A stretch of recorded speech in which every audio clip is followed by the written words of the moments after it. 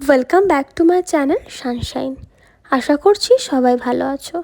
আমিও খুব ভালো আছি। অনেক দিন পর বড় ব্লগ নিয়ে চলে এলাম। আজকে হচ্ছে ভাইয়ের ছেকা। আমি জানি তোমরাও ভাবছো আমার মতনই এটা আবার কী রিচুয়ালস, কারণ আমরা যারা বাঙালি তারা তো এই টার্মটা কোনোদিন শুনিই নি। সেরকম আমিও প্রথমে অবাকই হয়েছিলাম, তারপরে পুরো রিচুয়ালসটা দেখার পর বুঝতে পারলাম আচ্ছা এটা একটা পাকা কথা যেমন আমাদের মধ্যে হয় সেরকমই একটা পাকা কথার রিচুয়ালস, যেটাকে নন বেঙ্গলিরা ছেকা বলে।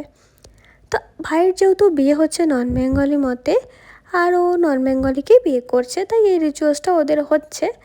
মেয়ের বাড়ির থেকে লোক আসছিল অনেকটা দূর থেকে, প্রায় ঝাড়খণ্ড থেকে আসছিল, তাই অনেকজনই আসছিল, 10-12 জন মতো আসছিল বলে আমরা সবাই মিলে রেডি করে নিচ্ছিলাম খাওয়া দাওয়ার জোগাড় জানতি।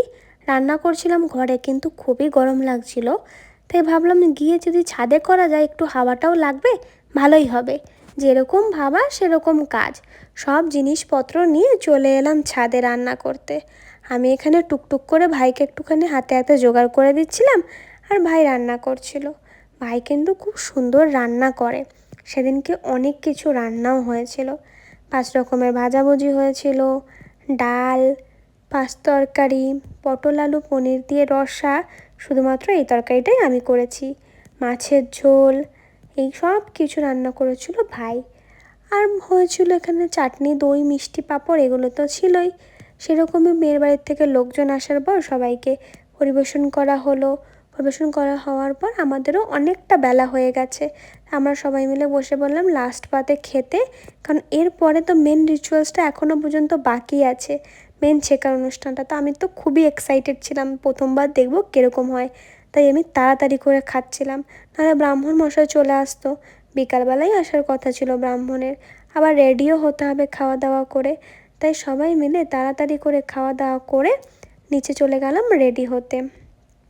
রেডি হতে না হতে আমাদের রেডি হওয়ার আগেই চলে এসেছিলো ব্রাহ্মণরা।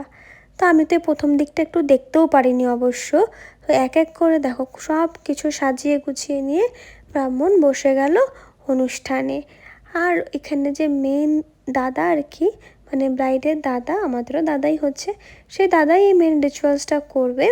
এক এক করে রিচুয়ালসগুলো হচ্ছিলো, অনেকটা টাইম টেকিং অবশ্য, প্রায় 1.5-2 ঘন্টার কাছে সময় লেগে গেছিলো এগুলো হতে হতে।